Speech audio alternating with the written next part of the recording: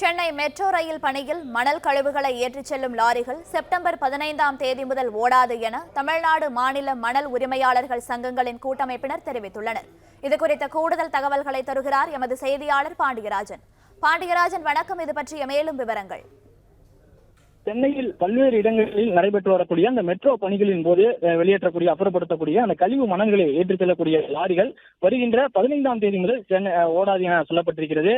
குறிப்பாக அந்த கழிவு மணல்களை அகற்றுவதற்கு ஒவ்வொரு லாரிக்கும் ஒவ்வொரு ரசீது கொடுக்கப்படும். அந்த கழிவு மணல்கள் எவ்வளவு தூரம் எடுத்துச் செல்கிறார்கள், எங்கிருந்து எங்கு எடுத்துச் செல்கிறார்கள் என கனிம வளத்துறை சார்பில் அந்த ரசீது கொடுக்கப்படும் என சொல்லப்பட்டிருக்கிறது. அவ்வாறு ரசீதுடன் செல்லக்கூடிய வாகனங்களை கனிம வள திருட்டு மற்றும் கனிம கடத்தல் உள்ளிட்ட 2 பிரிவுகளில் அவர்கள் சிறைபிடித்து வைத்திருப்பதாகவும், லாரிகளை அரசு கனிம வளத்துறை அதிகாரிகள் காவல் நிலையம் கொண்டு சென்று அவர்கள் மீது வழக்கு தொடுத்திருப்பதாகவும் தமிழ்நாடு மாநில மணல் உரிமையாளர்கள் சங்கத்தினர் ஒரு குற்றச்சாட்டை முன்வைத்திருக்கிறார்கள்.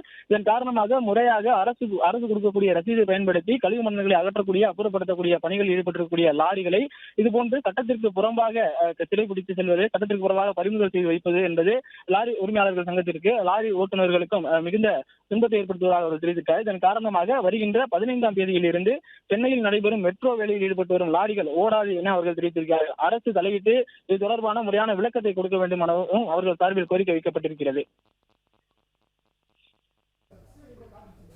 விவரங்களுக்கு நன்றி பாண்டியராஜன்.